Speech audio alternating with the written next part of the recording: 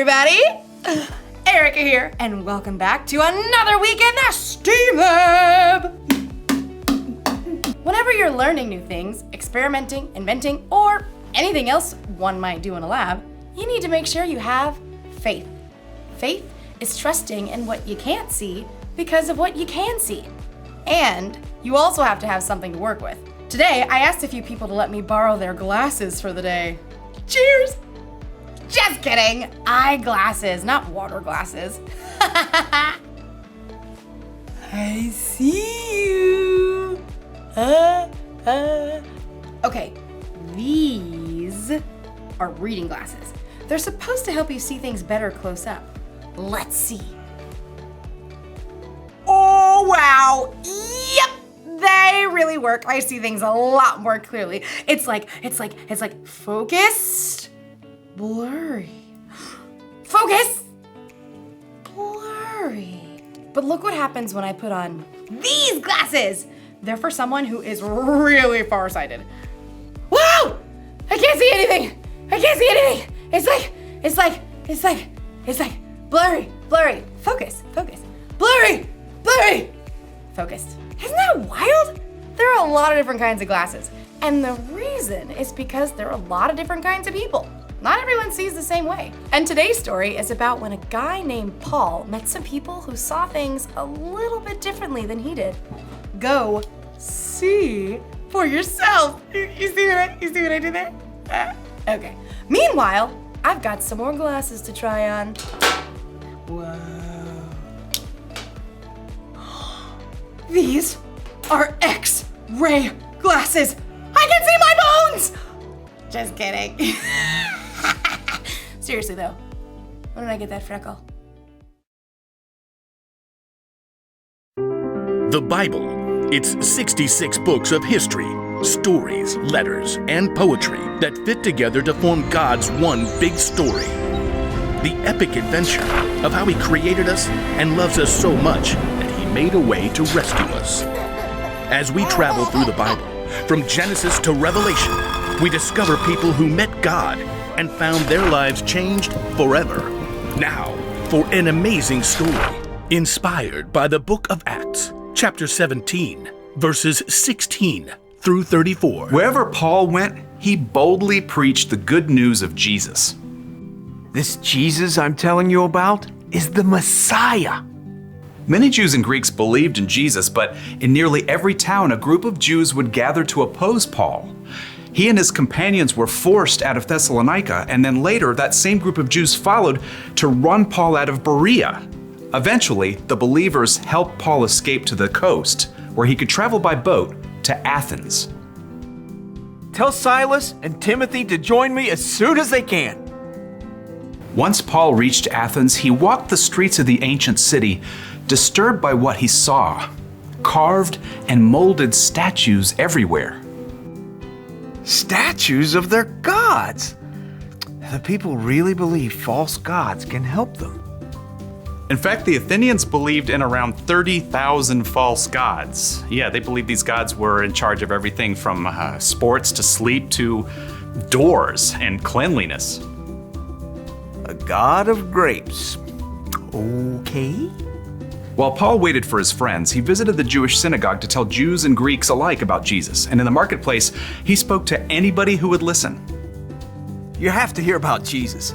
He was killed, but he came back to life. Paul's words stirred up a group of Athenian thinkers. These men felt that they could achieve perfection through knowledge and wisdom. Can you explain what this fellow is chattering about? He seems to be telling us about gods we've never heard of. We shall take this Paul to a meeting of the Areopagus. There, we shall reason it out. Set high on an outcropping of rock, the Areopagus was the high court of Athens. And from this viewpoint, Paul could see all of Athens spread out below him. Closer at hand, the gathered Epicureans and Stoics studied Paul. What is this new teaching you're giving us? You have some strange ideas we've never heard before. We would like to know what they mean. Paul took a deep breath. These people treated new ideas like playthings, so he wanted to connect the story of Jesus with something they already knew. People of Athens, I see that you are very religious in every way. We are aware of this. Please proceed. Paul recalled a small carved altar he had discovered while exploring the city. As I walked around, I looked carefully at the things you worship. I even found an altar with "To an unknown God" written on it. Now, I'm going to tell you about this unknown God. Paul explained to them that the true God created the entire world and everything in it. He created each individual person with a purpose and an adventure to live. He did it so that people would seek him and find him, even though he is not far from any of us. Preposterous. Continue. Paul knew that these Athenians might listen to the words of their own writers that might actually reflect something of who God is. In him we live and move and exist. As some of your own poets have also said, we are his children. What an interesting point. Paul told them that people are God's children. God is alive and real, not some carved statue or molded from gold. And now by sending Jesus, God was telling everyone everywhere to turn away from the bad things they've done and to follow him. God has proved this to everyone by raising Jesus from the dead. Preposterous. Fascinating. More like fantasy. Get this joker out of here. No. This is new, fresh. We will hear you speak about this again sometime. A man called Dionysius had been among the crowd at the Areopagus. He hurried to catch up as Paul left. I want to know more about this living God, about Jesus. I can help you, friend. So Paul continued to spread the good news and love of Jesus, and after a short time, Dionysius became a follower of Jesus, as well as a woman named Damaris and several others.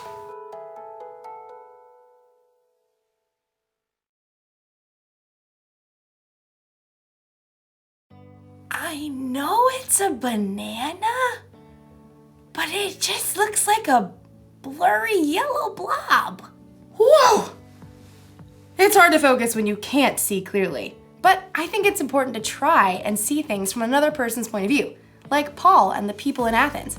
They believed in different gods than Paul. That's why Paul tried to see things how they saw things, so he could tell them about Jesus in a way they'd understand. He told them about the living, one true God who created the whole world and everything in it. And he told them that God proved how powerful he was by bringing a man back from the dead.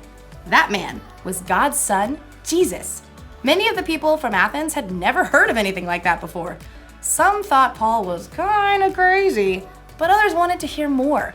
And Paul was able to help them know Jesus the way he knew Jesus. That's something we can do too! It's the one thing to remember today. You can help others know Jesus. That can be easy if you're talking to someone who sees things the same way you do. But when someone sees things differently, when they believe differently, or when they've had different experiences than you, it helps to try and see things from their point of view. Ah, yes, I see what you're saying now. The best thing to do is to try to keep it real. Be honest about what Jesus has done for you. And it's not just in what you say. You can help people know Jesus by what you do too. When you treat people with love, respect, and kindness, they can see the love of Jesus through you. Everyone's different, and we all see things just a little bit differently. So I think it makes sense to try to see things the way other people see them. And you don't even have to change your glasses to do it. I'll see you next time. Bye. See you guys later. Oh, hold on. That's a table. All right.